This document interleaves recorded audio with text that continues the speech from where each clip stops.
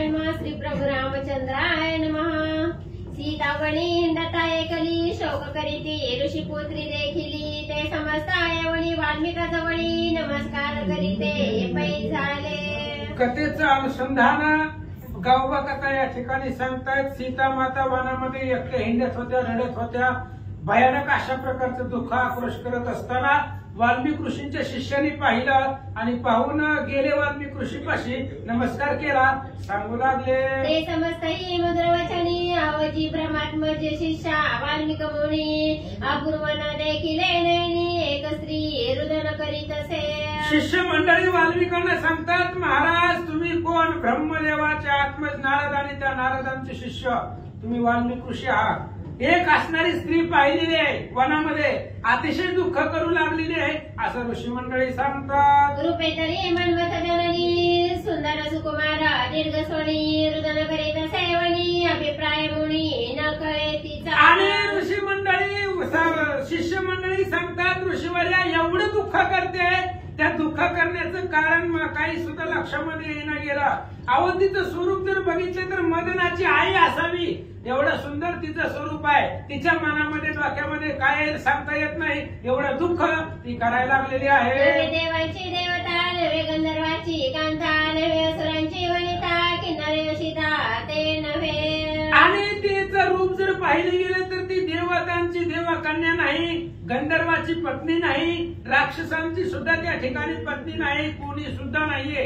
एवढी सुंदर सगळ्यांच्या पेक्षाही सुंदर आहे असं शिष्यमंडळी बोलतात। नवे जलदेवता नवे ऋषींची ऋषिकांता ऐसे रूपाची देखील सीता मैतळा माझारी। ऋषीवर्या ती असणारी स्त्री जळामधली राहणारी जळदेवतेची पत्नी नाही, कुठल्याही ऋषीची ती कांता नाही, असं स्वरूप आम्ही कधी बघितलेलंच नाही। एवढी सुंदर ती स्त्री आहे आणि वनामध्ये एकाएकी रडत बसले। स्वामी आपले नयनी पाहावी ते तवरी कष्टोनी तिचा अभिप्राय देखता मुनी सर्वता कळेल तुम्हासी। आणि वाल्मिक ऋषी तुम्ही चला तिथपर्यंत एकदा बघा, आम्ही बघितलंय पण कशामुळे रडती आमच्या लक्षामध्ये येत नाही। तुम्ही चला तिथपर्यंत येण्याचं कष्ट घ्या, तिथं गेल्यानंतर ना तिचा सगळा अभिप्राय मनामध्ये काय आहे तुम्हाला समजेल। गंगा तिरी करी रुदना जैसे अनाथा कोणी नाही दीना त्याची काकुळती न देखा म्हणून कृपाळू तुम्हा श्रुत केले। ऋषी मंडळी वाल्मिक ऋषी काय सांगायचं तुम्हाला, अनाथ असावं, आपल्या मागं पुढे कुणीच नाही। अनाथाच्या परिणती असणारी गंगाच्या तीरावरती रडत बसलेली आहे, जसं मागं पुढे कुणीच नाही असं दिसायला लागलंय। काय तिच्या असणाऱ्या मनामध्ये काय तिला दुःख आहे आम्हाला माहिती नाही, तुम्ही तिथपर्यंत चला, तुम्हाला ते सगळं सांगेल असं शिष्यमंडळी सांगतात। योग नव्हे ते सती परिभवत दुःखे करी ग्लांती या लागे स्वामीनी शीघ्र गती तिथे दृष्टी पहावे। आणि महाराज तुम्ही काय करा, तिथपर्यंत चला, शोक करण्याच्या योग्यतेची ती स्त्री नाही।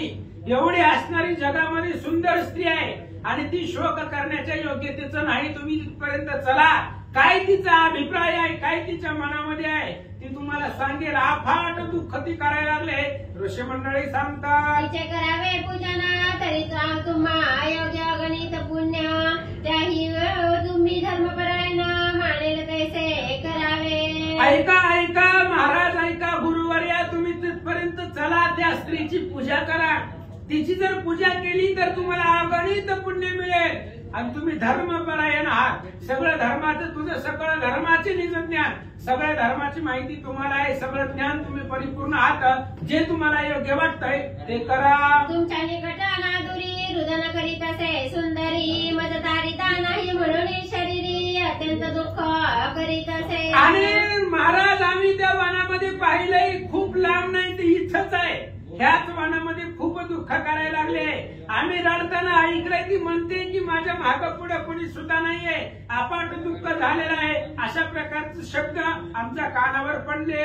तुम्हासी आली शरणागत हे स्वामिनी जाणी निश्चित ऐसा कोणी तयांसी वदत धर्मनीती जाणता ऋषी। आणि ती स्त्री खूप दुःख करते, तुम्हाला शरण आलेली, तुम्हाला काकुलतीला आलेली आहे, म्हणून महाराज एकदा तिथपर्यंत चला, तुम्हाला ती शरण आलेली आहे, तुम्ही तिचा स्वीकार करा, सांभाळ करा आणि आपल्या आश्रमामध्ये आणा। तो जो वाल्मिक महर्षी तपस्येचे तपोराशी जेथे मैथिली होती त्या ईशमंडळीचं सगळं बोलणं ऋषी वाल्मिकांनी ऐकलं. तपत तेजानं समर्थवान असणारे ऋषी होते.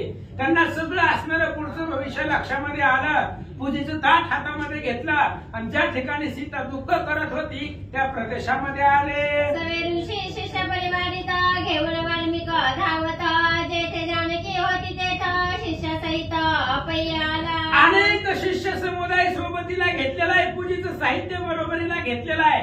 आणि ज्या ठिकाणी ज्या प्रदेशामध्ये सीता दुःख करत होती त्या ठिकाणी ऋषी मंडळी आले. देखील सीता तत्क्षणी म्हणे योग होय हे राघव पत्नी, कैसी जानकी देखील नयनी ते सावधान अवधारा. आणि वाल्मिक ऋषींनी सीतेला पाहिल्याबरोबर ऋषींनी ओळखलं की रामचंद्राचीच पत्नी आहे.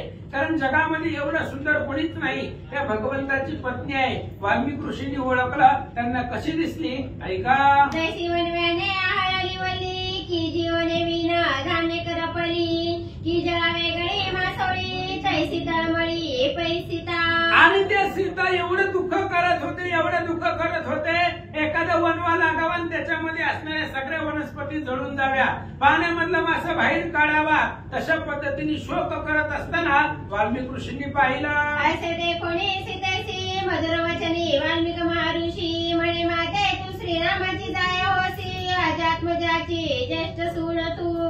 आणि त्यावेळेस वाल्मिक ऋषींनी सांगितलं, सीते मी ओळखलं तुम्हाला.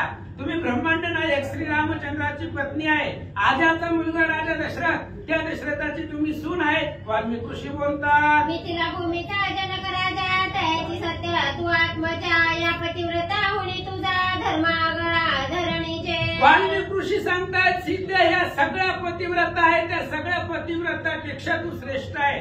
वैदेहीच्या ठिकाणी असणारा विदेही वर्तन करणारा तो जनक राजा, त्या असणाऱ्या जनक राजाची तू मुलगी आहे. वाल्मिक ऋषी सांगतात, तू आणि सहजा कार्याला गुणा, ते मज कळले जानमणी, त्रैलोकी वर्तते ते तपे करुणी, मज ठाऊके असती सीते. आणि सीते तू ज्या कामासाठी या वनामध्ये आलेली आहे, तू ज्या कार्य योजनेत आलेली आहे, ती सगळं मला कळलेलं आहे. मी तपानं समर्थ आहे. माझ्या तपाच्या बळावरती सगळ्या त्रैलोक्याचं ज्ञान मला आहे. वाल्मिक ऋषी सांगतात, तू निष्पापा पतिव्रते, ऐसे ठाऊके आहे माते, आता माझे पूजते दुःख सांडोणी अंगीकारी. वाल्मिक ऋषीने सांगितलं, सीते तू निष्पाप आहे मला माहिती आहे. तुझ्यामध्ये कुठल्याही पापाचा लवलेश नाही. तू निष्पाप आहे मला माहिती आहे. म्हणून पूजा घेऊन सर्व सामान घेऊन तुझी पूजा करायला आलोय. आनंदानं माझ्या पूजेचा स्वीकार करा. जैसे आपुले गृही वससी, तैसेची राहे माझ्या आश्रम सन्निधीसी, मग पूजनीया ऋषी स्वाश्रमासी सीता नेली. वाल्मिक ऋषींनी सांगितलं, सीते जसं तू अयोध्येच्या ठिकाणी रामाच्या घरी आनंदाने राहत होती, आपलं घर समजून तसंच माझ्या असणाऱ्या या आश्रमामध्ये आनंदाने राहा. जसं आपल्या घरी राहते तसं इथं राहा. इथं तुला कशाचीही कमी पडणार नाही. म्हणून सीतेची पूजा ऋषी मंडळी करतात. भगतो वाल्मिक महामुनी, त्या सवे सीता देखोनी, ऋषी पत्नी आणि तपस्विनी सामोरे त्या पै झाल्या. आणि वाल्मिक ऋषींनी सीतेला घेतला, आपल्या आश्रमामध्ये घेऊन चालले. सगळ्या असणाऱ्या ऋषींच्या बायकांनी पाहिलं वाल्मिक ऋषींबरोबरीला सीता आहे, म्हणून त्यांच्या स्वागतासाठी सगळ्या ऋषींच्या मंडळी बाहेर आल्या. ऋषी सीते सहित आला देखोना, मुनी पत्नीही करुणी नमन, म्हणती स्वामी आले ती सीता घेऊन, थोर सुख आम्हा झाले. आणि त्या असणाऱ्या ऋषींच्या बायकांनी पाहिले की वाल्मिक ऋषी सीतेला घेऊन आलेले आहेत. सीता आश्रमामध्ये आणली. सगळ्या ऋषींच्या मंडळीने पाहिलं, त्यांनाही आनंद वाटला. सीतेला आणि महाराजांना नमस्कार करतात. हे सुंदर चाफे गोरटी, दुःख करिता श्रमणी मोठी, सवेची वाल्मिक जगज्जेठी, बोलते ऋषी पत्न्यांशी. आणि ही असणारी पतिव्रता आहे, ही सीता आहे, सामर्थ्यवान आहे. आणि वाल्मिक ऋषीने आपल्या सोबतीला या ठिकाणी इथं आणलेलं आहे. सगळ्या ऋषींच्या पत्न्यांना आनंद झाला. तेवढ्या वेळामध्ये वाल्मिक ऋषी काय सांगतात, हे सीता म्हणाल कोण, वना यावया काय कारण, भ्रतारे का सांडिले अवगुण, काय इच्छा देखिला. आणि वाल्मिक ऋषी सांगू लागले, तुमच्या मनामध्ये प्रश्न पडेल, ही सीता रामचंद्राची पत्नी आहे, मग इथं हे काय की वनामध्ये का आली, ही रडायला का लागली, रामचंद्राने हिच्यामध्ये काय अपराध पाहिला म्हणून तिला वनामध्ये सोडलं. असं जर तुमच्या मनात आलं तर ऐका. तरी सावकाश करुण चित्त, ऐका धरणीचेचा वृत्तांत,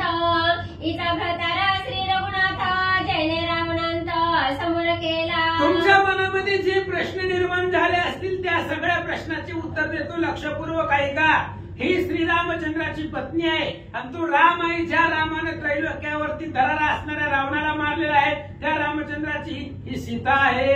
हे राया दशरथाची सोना, जनक विदेहाचे कन्यारत्न, निष्पाप पतिव्रता दाना, काही कार्य लक्षण म्हणाली. वाल्मिकी ऋषी सांगू लागले ही राजा दशरथाची सून आहे, विदेही जनक राजाची मुलगी आहे आणि रामचंद्राची पत्नी आहे. काहीतरी मनामध्ये कार्य यांचे आहे आणि ती कार्य डोक्यामध्ये योजून सीता यवनामध्ये आले. वाल्मिकी ऋषी सांगतात कोण कार्य म्हणाल चित्ती, तरी मी सांगतो तुम्हा प्रती, पुढील भविष्य जाणून सत्यार्थी करावया हे आली. आणि तुम्ही जर विचारले कोणतं कार्य करण्यासाठी इथं आलेले आहे तर तुम्हाला सांगतो भविष्य, पुढे होणारं जे भविष्य आहे ती भविष्य सत्य करण्यासाठी सीता यवनामध्ये आले. वाल्मिकी ऋषी सांगतात इच्छेने माझे वचन सत्य, इच्छेने माझे तपस फलिता, इने माझा करून अनुग्रह येता, वनवासासी पै आली. आणि सीता ही पुढचं भविष्य जाणून इथं आलेली आहे आणि या सीतेच्या पुढच्या आलेल्यामुळे माझं असणारं वचन सत्य होणार आहे. हिच्या वागण्यामुळे माझं भविष्य मी जी लिहिलेलं आहे ती खरं ठरणार आहे आणि माझ्या शब्दाला खरेपणा आणण्यासाठी सीता वनवासामध्ये आले. वाल्मिकी ऋषी सांगतात हे मिथ्या वाटे लोकांप्रती, हे आदि माया चित्शक्ती, जवळ मानयती ब्रह्मादी करुणी. आणि लोकांना बाकीच्यांना खोटं वाटेल पण ही आदिशक्ती जगदंबा आहे. ह्या सीतेचं महिमान, ह्या सीतेचं सामर्थ्य, हिची माया ब्रह्मादिक देवांना सुद्धा कळत नाही असं वाल्मिकी ऋषी सांगतात. इति तुम्ही स्नेह करुण, आपल्या समीप राहून, व लक्षण क्षणाचे समाधान भ्रमत्वे पूर्ण करावे. आणि तुम्ही हिच्यावरती स्नेह करा, हिच्यावरती प्रीती धरा, हिचे मनोरथ सगळे पुरवा, हिला कोणत्याही प्रकारचा त्रास देऊ नका, हिला व्यवस्थित सांभाळा. वाल्मिकी ऋषी सांगतात गौरवणे मुनी पत्न्यासी, मागत वाल्मिका महर्षी, शिष्यं सहित निजाश्रमासी, अतिसंतोषी पै आला. आणि सगळ्या मुनी जे काही स्त्रिया होत्या ऋषी मंडळीच्या त्या सगळ्यांचा गौरव वाल्मिकी ऋषींनी केला.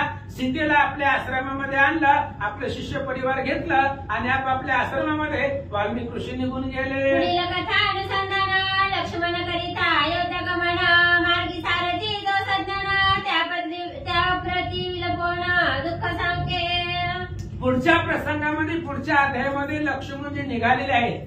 त्या नदीचं तीर पार करून पलीकडच्या तीरावर लक्ष्मणजी गेलेले आहेत. सुमंत सारथी आहे आणि जात असताना आपल्याला जे दुःख होत आहे, सीतेला सोडून आपण माघारी चाललोय, ह्या दुःखाचं वर्णन सुमंताला लक्ष्मणजी सांगतील. ऐका. एका जनार्दना शरण, कथारम्य रामायण, समरतोडी व वंदना, करिता श्रवण एक चित्ते. आणि अशी असणारी रामायणाची कथा आहे, अतिशय सुंदर आहे, पवित्र आहे. ह्या संसाराचं बंधन तोडून टाकणारी रामायणाची कथा आहे. सावध एकाग्र चित्त लक्षपूर्वक ऐका. श्रीवाद रामायणे उत्तरकांडे एकाकारटी एकाया, सीता वाल्मिका दर्शन नाम 9 शतमध्याय. गोडा श्रीकृष्णार्पणमस्तु. पुंडलिकावधारी.